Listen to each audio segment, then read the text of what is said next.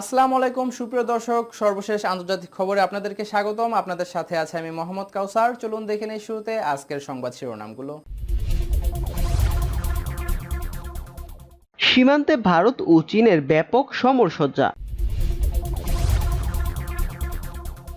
চীনা নজরদারিতে 10,000 ভারতীয় গোপন তথ্য ফাঁস। এরদোগানের সাথে আলোচনায় বসতে প্রস্তুত গ্রিক প্রধানমন্ত্রী।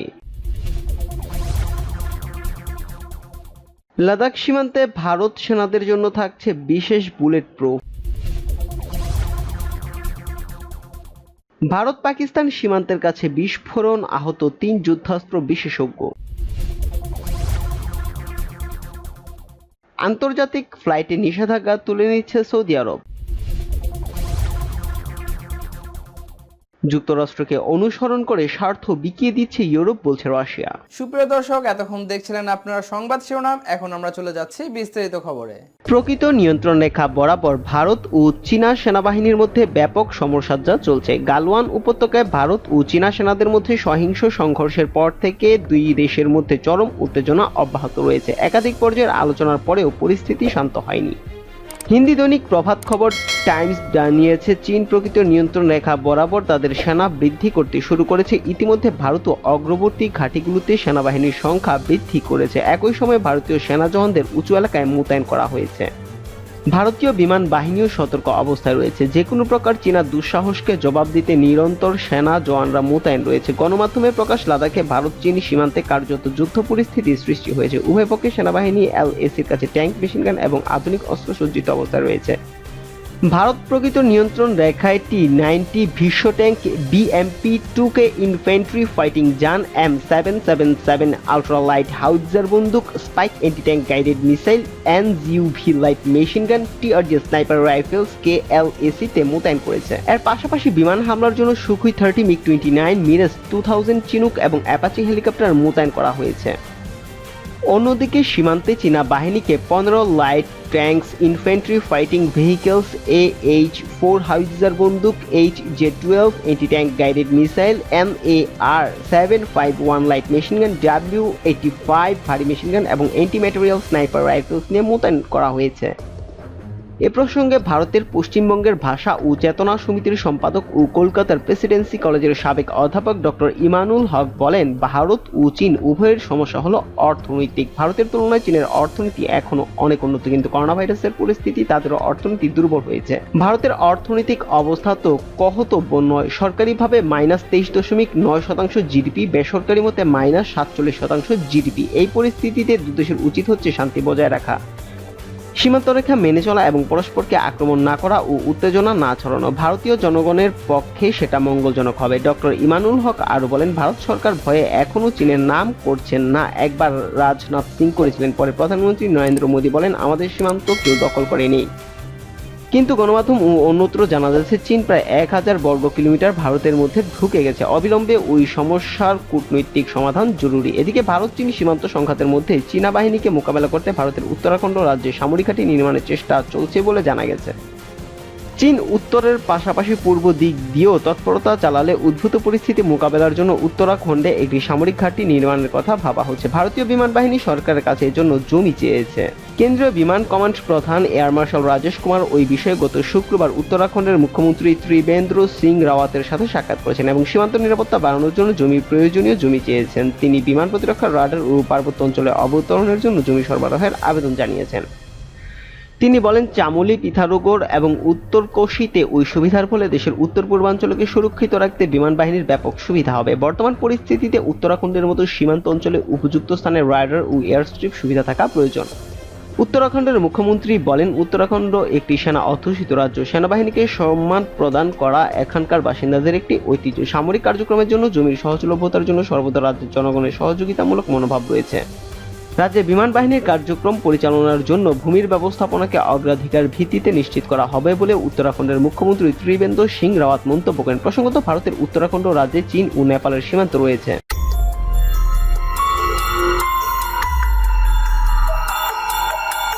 সীমান্তে উত্তেজনা, তার মধ্যে বেইজিং এর নজরে 10,000 ভারতীয়। চীনা সরকার ও চীনা কমিউনিস্ট পার্টির সঙ্গে সংযুক্ত শেনজেন ভিত্তিক প্রযুক্তি সংস্থা এই নজরদারির কাজ করছে। হাইব্রিড ওয়ারফেয়ার এবং চীনা জাতির মহান পুনর্জাগরণের লক্ষ্যে এই কাজ করা হচ্ছে বলে দ্য ইন্ডিয়ান এক্সপ্রেসের প্রতিবেদনে উঠে এসেছে।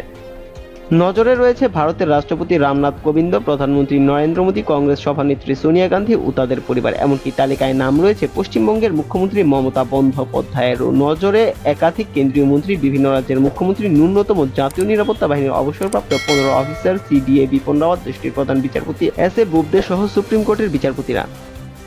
এছাড়া লোকপালের বিচারপতি ক্যাগ প্রধান জি.সি. মুর্মুর, শিল্পপতি রতন টাটা, গৌতম আদানি, বিনিয়োগকারী নিপুণ মোহেরা, ভারত পের প্রতিষ্ঠাতা সহ ভারতের বিশিষ্ট শিল্পপতিরা। ভারতের রাজনৈতিক, সরকারি প্রতিষ্ঠান বা অর্থনৈতিক ক্ষেত্রের প্রথম সারির ব্যক্তিরাই শুধু নন, নজরদারি তালিকায় রয়েছে বিভিন্ন ক্ষেত্রের গণ্যমান্যরা। আমলা, বিচারপতি, বিজ্ঞান শিক্ষাবিদ থেকে শুরু করে চীনা নজরদারিতে রয়েছে সাংবাদিক, ক্রীড়া ব্যক্তিত্ব, ধর্মীয় ব্যক্তিত্ব, সামাজিক অধিকার আন্দোলনকারীরা। এমনকি 100-এর বেশি অর্থনৈতিক অপরাধ, দুর্নীতি, সন্ত্রাসবাদ কার্যকলাপ, মাদক, সোনা ও অস্ত্র পাচারকারীও চীনা নজরদারি তালিকায় অন্তর্ভুক্ত।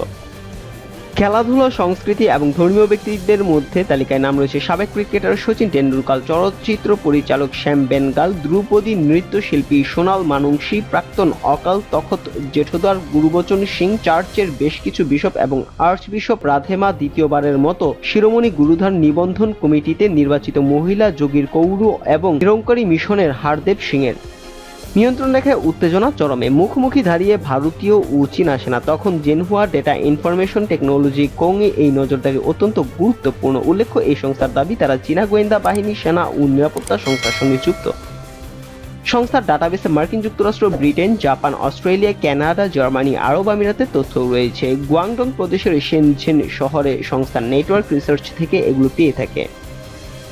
জেননহুয়া 2018 সালের এপ্রিলে সংস্থা হিসেবে নিবন্ধিত হয়েছিল এবং চীনে 20টি প্রসেসিং কেন্দ্র স্থাপন করেছিল। সংস্থা তার ক্লায়েন্ট হিসেবে চীনা সরকার এবং সেনা গণ্য করে থাকে। এ সংক্রান্ত বিষয়ে সংস্থার ওয়েবসাইটে উল্লেখিত ইমেইল গত 1 সেপ্টেম্বর প্রশ্ন করা হলে তারা কোনো জবাব মেলেনি। এমনকি 9 সেপ্টেম্বর থেকে ওয়েবসাইটে অকার্যকর করে দেওয়া হয়েছে। এরপর জেনহুয়ার প্রধান কার্যালয়ে দ্য ইন্ডিয়ান এক্সপ্রেসের প্রতিনিধি পৌঁছলে সংস্থার তরফে কর্মীরা কোনো প্রশ্নের উত্তর দেননি। তা ট্রেড সিক্রেট বলে জানানো হয় সংস্থার তরফে।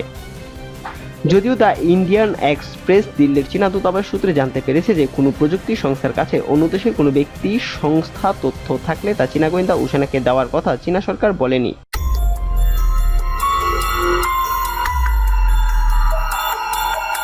তুরস্কের সাথে আলোচনা করতে প্রস্তুত গ্রিসের প্রধানমন্ত্রী কিরিয়াকোস মিৎসোটাকিস। ভূমধ্যসাগর থেকে তুর্কি অনুসন্ধানী জাহাজ উরুচ রুয়েস সমুদ্র বন্দরে ফিরে যাওয়ায় তিনি অভিনন্দন জানান। এই সময় তুর্কি প্রেসিডেন্ট রজব তাইপ এরদোগানের সাথে আলোচনায় বসার আগ্রহের কথা জানিয়েছেন। রোববার গ্রিক প্রধানমন্ত্রী থেসালোনিকি শহরে আয়োজিত এক অনুষ্ঠানে বলেন, ভূমধ্যসাগর থেকে তুরস্কের আনাতোলিয়া বন্দরে উরুচ রুয়েসের ফিরে যাওয়াকে প্রথম ইতিবাচক পদক্ষেপ হিসেবে দেখা হচ্ছে। তিনি বলেন, আমরা যদি উত্তেজনা কমানোর দৃশ্যমান কোনো লক্ষণ দেখি, আমি প্রথম আলোচনার টেবিলে বসবো।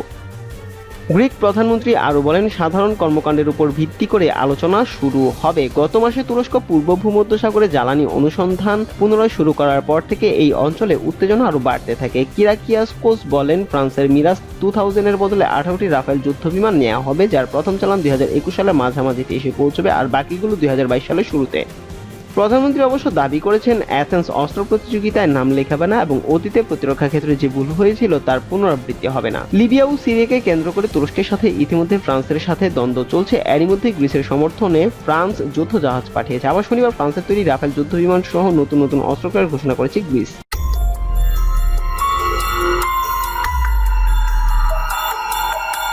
লাদাখ সীমান্তে চীনের সঙ্গে চলমান উত্তেজনার মধ্যে সেনাদের জন্য বিশেষ বুলেট প্রুফের ব্যবস্থা করেছে ভারত সরকার। এর ফলে AK-47 রাইফেলের গুলিও ভেদ করবে না বলে জানিয়েছে প্রস্তুতকারক প্রতিষ্ঠান ভাবা অ্যাটমিক রিসার্চ সেন্টার। ভারতীয় গণমাধ্যমের খবরে বলা হয়েছে, ভাবা কবচ নামক ওই লাইফ সেভিং জ্যাকেট পরা থাকলে সীমান্তে অনেকটা নিরাপদে থাকবে সেনারা। এই ভাবা কবচের উৎপাদন হচ্ছে হায়দ্রাবাদের মিশ্র ধাতু নিগম লিমিটেডে।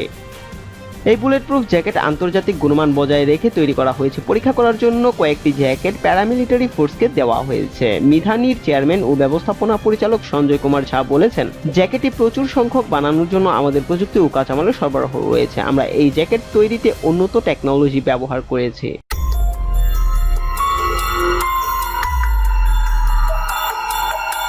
রাজস্থানে ভারত পাকিস্তান আন্তর্জাতিক সীমান্তের কাছে কামানের ব্যারেল ফেটে বিস্ফোরণের ঘটনা ঘটেছে। পশ্চিম রাজস্থানের জয়সলমের জেলার পোখরানের ফিল্ড ফায়ারিং রেঞ্জের এই দুর্ঘটনায় 3 জন যুদ্ধাস্ত্র বিশেষজ্ঞ আহত হয়েছেন। তাদের দেশটির সেনা হাসপাতালে ভর্তি করা হয়েছে। সোমবার ভারতের স্থানীয় গণমাধ্যম এই সময়ের এক প্রতিবেদনে এই তথ্য জানা গেছে। ভারতের স্থানীয় গণমাধ্যমের খবরে বলা হয়, পোখরানের ফিল্ড ফায়ারিং রেঞ্জে ভারতীয় সেনা ও ডিআরডিওর বিশেষজ্ঞদের সামনে 2 ভারতীয় সংস্থা নির্মিত কামানের পরীক্ষা চলছিল, কিন্তু পরীক্ষার সময় হঠাৎই কামানের ব্যারেল ফেটে বিস্ফোরণ হয়। এতে আহত হন সেনার 3 বিশেষজ্ঞ। দ্রুত তাদের সেনা হাসপাতালে ভর্তি করা হয়। বর্তমানে তাদের অবস্থার উন্নতি হয়েছে। ভারত পাকিস্তান আন্তর্জাতিক সীমান্তের কাছে পোখরান ফিল্ড ফায়ারিং এ বিগত কয়েকদিন ধরে বিভিন্ন অস্ত্রের পরীক্ষা চলছে। দেশে নির্মিত 52 ক্যালিবার হাউইটজার ও 155 mm এর কামানের পরীক্ষা করা হয়েছে। পোখরানের ফায়ারিং ফিল্ড সামরিক দিক থেকে অত্যন্ত গুরুত্বপূর্ণ। এখানে সেনার বিভিন্ন যুদ্ধাস্ত্রের পরীক্ষা হয়। এর আগেও পরীক্ষার সময় এই ধরনের দুর্ঘটনা ঘটেছে।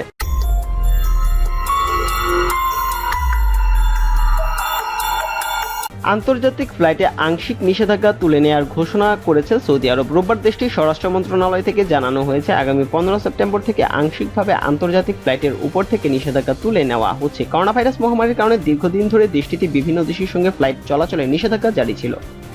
করোনা মহামারী পরিস্থিতির কারণে প্রায় 6 মাস ধরে সৌদি আরবে ভ্রমণ নিষেধাজ্ঞা জারি ছিল। সব ধরনের নিষেধাজ্ঞা কবে তুলে নেওয়া হবে সেই বিষয়ে স্বরাষ্ট্র মন্ত্রণালয় বলছে, আকাশপথ, স্থল এবং সমুদ্রপথে সব ধরনের নিষেধাজ্ঞা আগামী বছরের জানুয়ারি থেকেই তুলে নেওয়া হবে।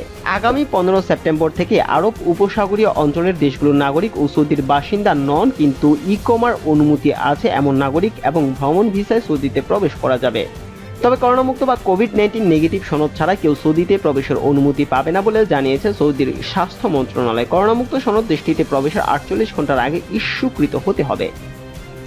এছাড়া ব্যতিক্রমী কিছু ক্ষেত্রে, যেমন সরকারি, সেনাবাহিনী এবং বিদেশি দূতাবাসের কর্মী এবং চিকিৎসা সেবা গ্রহণের প্রয়োজন এমন লোকজনও মঙ্গলবার থেকে সৌদিতে প্রবেশ এবং সৌদি থেকে অন্য দেশে যাতায়াত করতে পারবেন।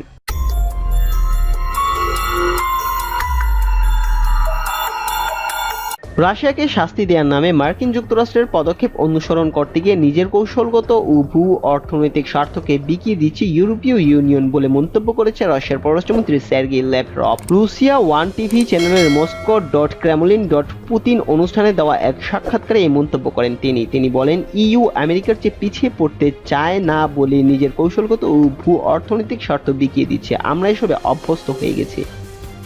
তিনি বলেন, এই অবস্থায় রাশিয়াকে নিজের জন্য একটি নিরাপদ বলয় গড়ে তুলতে হবে। ইইউ যদি তার নেতিবাচক ও ধ্বংসাত্মক অবস্থান ধরে রাখে তাহলে তার খেয়াল খুশির উপর নির্ভর করা রাশিয়ার উচিত হবে না। মস্কোকে নিজের উন্নয়নের ধারা বহাল রাখতে হবে। সার্গেই ল্যাভরভ আরও বলেন, আন্তর্জাতিক সম্পর্কের ক্ষেত্রে পাল্টা পদক্ষেপ নেওয়ার যে রীতি চালু রয়েছে রাশিয়া তা অনুসরণ করবে। কোনো নিষেধাজ্ঞাকেই বিনা উত্তরে ছেড়ে দেবে না।